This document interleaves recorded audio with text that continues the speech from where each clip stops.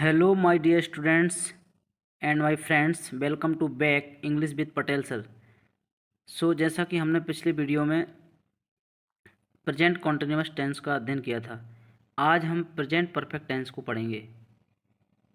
ठीक है, जैसा कि प्रेजेंट परफेक्ट टेंस, जैसा कि उसका नाम है वैसा ही उसका काम है। प्रेजेंट का मतलब होता है वर्तमान, प्रेजेंट का मतलब होता है वर्तमान, और परफेक्ट का मतलब पूरा, यानी कि वर्तमान में कोई कार्य पूरा हो गया हो, वहाँ पर प्रेजेंट परफेक्ट टेंस होता है। जैसे पहचान है इसकी, इस टेंस में किसी कार्य के अभी अभी पूर्ण होने की सूचना मिलती है।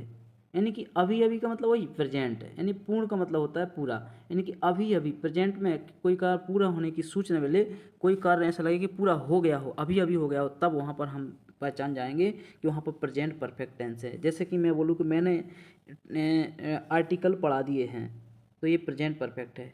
अभी बात हो गई ना, अभी अभी पूरा हो गया है। मैं विद्यालय जा चुका हूँ, है ना। मैंने खाना खा लिया है, अब जरूरी नहीं कि चुका है चुकी हो। अब जैसे इसमें पहचान है कि जिन हिंदी वाक्यों के अंत में, इन हिंदी वाक्यों के अंत में चुका है, चुकी है, चुके हैं, चुका हूँ आदि शब्द आए, तब वहाँ पर क्या होगा, प्रेजेंट परफेक्ट टेंस होगा।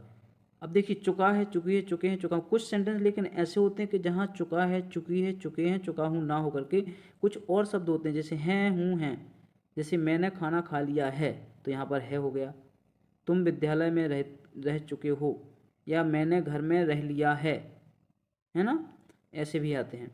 अब इसमें तीसरा है, इस टेंस में इसके रूल्स हैं। अब यहाँ से रूल हैं, ये पहचान थी, दो रूल, जो 2 नंबर थे उसमें पहचान थी, जो तीसरे नंबर है इसमें वो रूल है। तो इसका पहला रूल क्या है, इस टेंस में हैज, हैव, हेल्पिंग वर्ब होते हैं। कि इस टेंस के हेल्पिंग वर्ब क्या होते हैं, हैज, हैव होते हैं। हैज और हैव इस टेंस में हेल्पिंग वर्ब होते हैं। ठीक है। चौथा है, चौथा क्या है, देखिए चलिए थोड़ा सा अब देखते हैं, है ना। चौथा है, हैज, हैव के बाद वर्ब का थर्ड फॉर्म यूज होता है। याद रखना, हैज, हैव के बाद वर्ब का थर्ड फॉर्म, यानी कि मेन वर्ब का थर्ड फॉर्म आएगा। क्या आएगा मेन वर्ब का, इसमें थर्ड फॉर्म आएगा। पांचवा है, आई बी यू दे, आई बी यू दे के साथ, और किसके, प्लूरल नाउन के साथ हैव, यानी कि आई बी यू दे, जैसा कि हमने पिछले में पढ़ा था, ये हमारे प्लूरल सब्जेक्ट होते हैं, यानी कि प्लूरल का मतलब बहुवचन वाले सब्जेक्ट होते हैं। और ऐसे ही कोई नाउन ऐसा आ जाए जहाँ बहुवचन का आपको लगे, जैसे लगे कि बच्चे, तो वहाँ पर बहुवचन होता है। जैसे हम विद्यार्थियों, है ना, ऐसे लगे कि बहुत सारे लोग होते हैं, वहाँ पर हैव हेल्पिंग वर्ब का यूज करना है। और आगे, तथा ही, सी, इट और सिंगुलर नेम के साथ हैज का प्रयोग होता है। यानी कि जहाँ पर ही, सी, इट जो सिंगुलर सब्जेक्ट होते हैं, एक वचन सब्जेक्ट होते हैं, वहाँ सिंगुलर नाउन हो या सिंगुलर नाम, जैसे रोहन, मोहित, सीता, गीता, एक वचन हो, तो हाँ तब वहाँ हेल्पिंग वर्ब के रूप में किसका यूज होगा, हैज का यूज होगा। चलिए अफर्मेटिव सेंटेंस से अब शुरुआत करते हैं। स्ट्रक्चर क्या, सबसे पहले सब्जेक्ट आएगा, उसके बाद हेल्पिंग वर्ब, जैसा हमने उसमें पढ़ा था प्रेजेंट कॉन्टिन्यूअस में बिल्कुल सेम है, लेकिन इसमें मेन वर्ब का थर्ड फॉर्म आएगा, हेल्पिंग वर्ब इसकी बदल जाती है। उसमें हेल्पिंग वर्ब क्या होती थी, पिछले वाले सेंटेंस जो हमने पढ़े थे टेंस के, पिछला टेंस कौन सा पढ़ा था, प्रेजेंट कॉन्टिन्यूअस, उसकी हेल्पिंग वर्ब क्या थी, रिवाइज कर लो एक बार, इज, आर, एम। तो इसकी हेल्पिंग वर्ब क्या है, ही, हैज और हैव। तो हेल्पिंग वर्ब हैज, हैव के बाद मेन वर्ब का थर्ड फॉर्म, फिर ऑब्जेक्ट आएगा, ऑब्जेक्ट को बोलते हैं कर्म, है ना। फिर अदर वर्ड आएगा, अदर वर्ड को बोलते हैं अन्य शब्द, मेन वर्ब को बोलते हैं मुख्य क्रिया, और हेल्पिंग वर्ब को बोलते हैं सहायक क्रिया, और सब्जेक्ट को बोलते हैं कर्ता।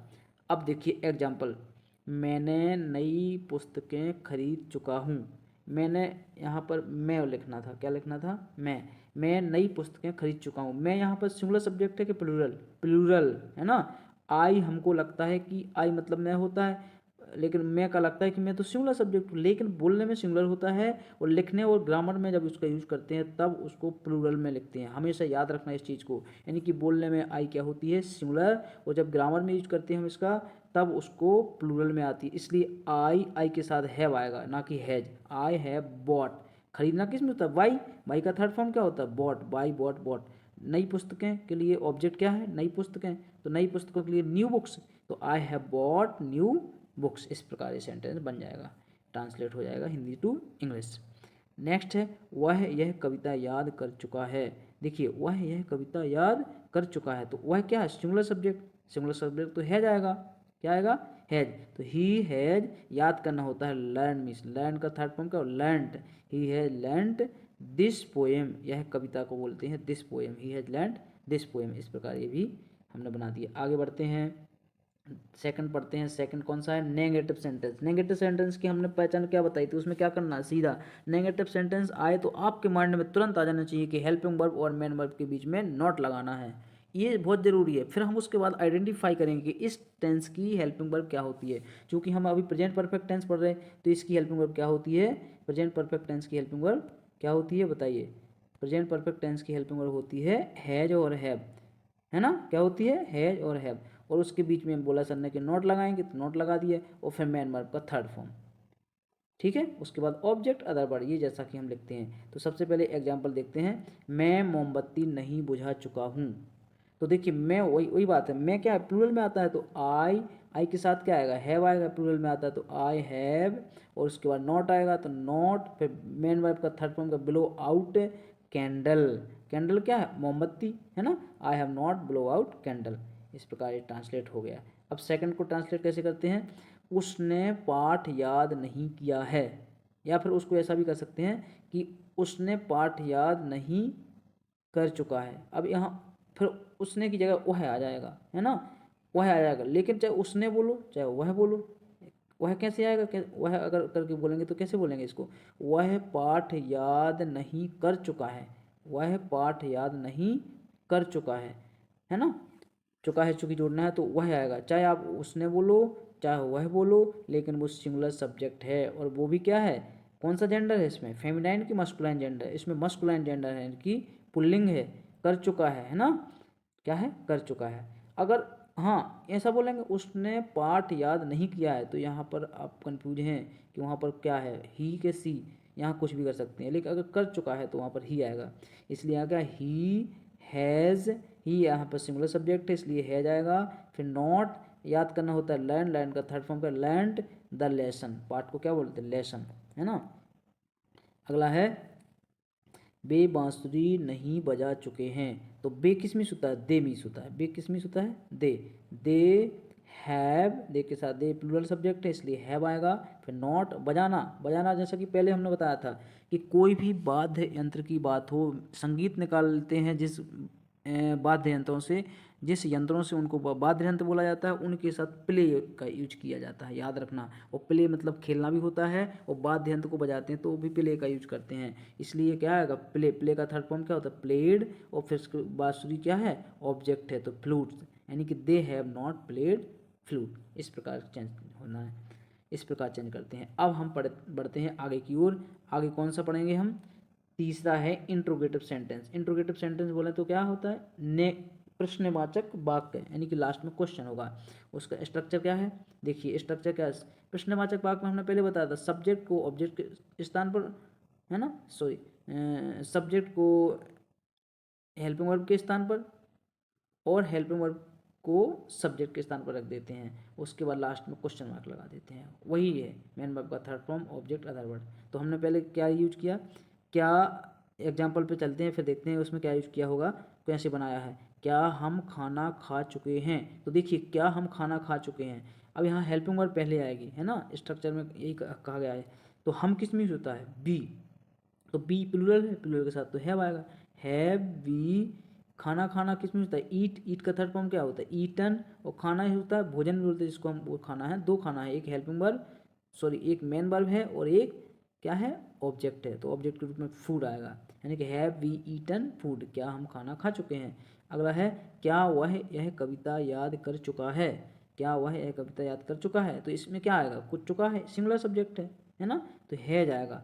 हैज ही याद करना होता है लर्न, तो लर्नड हो जाएगा। और यह कविता को क्या बोलते हैं? दिस पोएम, है ना? Has he learned this poem. बहुत आसान है, बहुत अच्छे समझ में आ गया होगा, है ना? क्या तुमने यह समाचार सुना है? क्या तुमने यह समाचार सुना? तो देखिए हैव क्यों आया? क्योंकि यू आया। यू क्या है? प्लूरल, है ना? तो हैव यू लिसन, समाचार सुनना को लिसन बोलते हैं और हियर भी बोलते हैं। तो लिसन, लिसन का थर्ड फॉर्म लिसनड, यह समाचार के लिए क्या बोलेंगे? दिस न्यूज, है ना?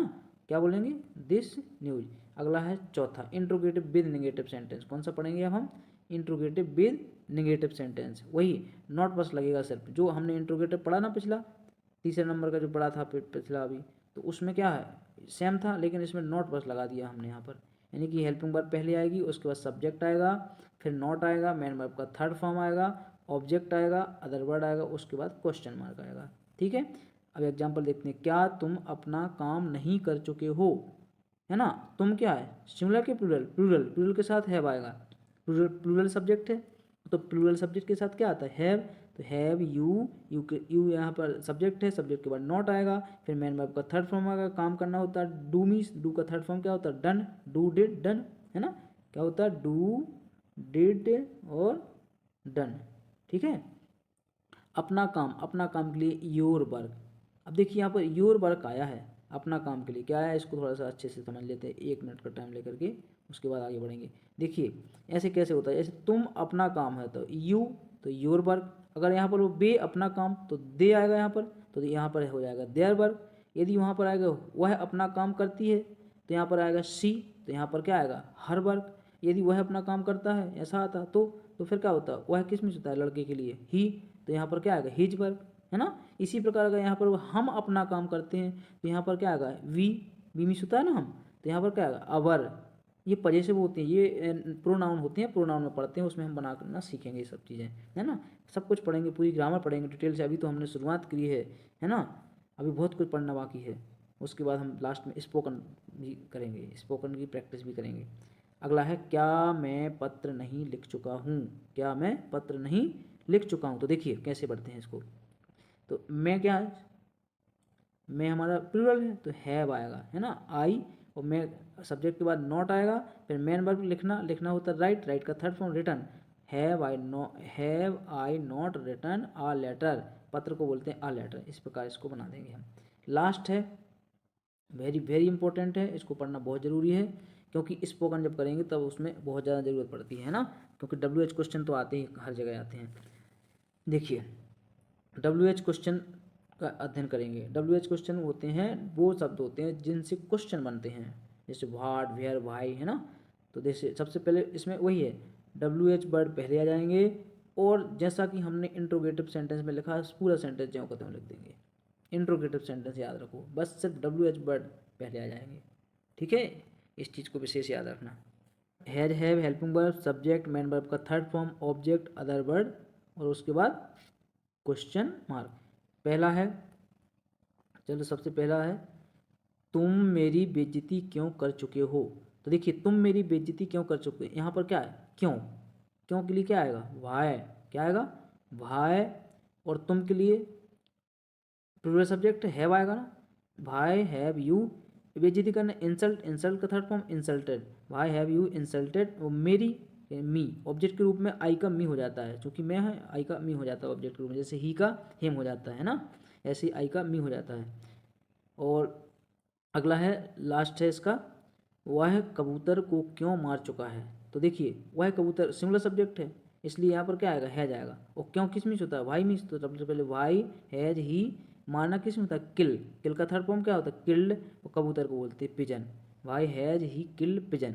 इस प्रकार हमने इस टेंस को भी कंप्लीट कर लिया है। अब हम मिलेंगे अगले वीडियो में, तब तक के लिए आपको बहुत बहुत धन्यवाद। तब तक के लिए आप अच्छे से पढ़िए, समझिए और इसका नोट्स भी बनाइए। Thank you so much.